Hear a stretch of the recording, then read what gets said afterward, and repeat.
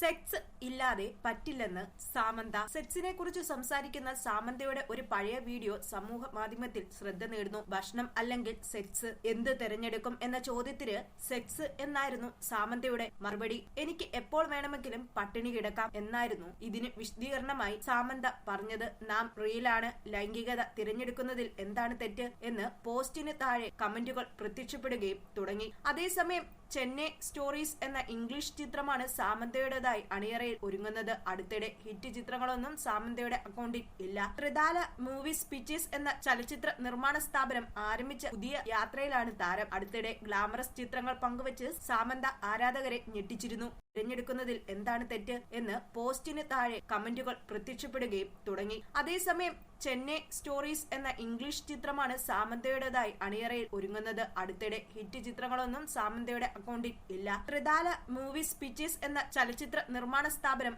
ആരംഭിച്ച പുതിയ യാത്രയിലാണ് താരം. അടുത്തിടെ ഗ്ലാമറസ് ചിത്രങ്ങൾ പങ്കുവച്ച് സാമന്ത ആരാധകരെ ഞെട്ടിച്ചിരുന്നു.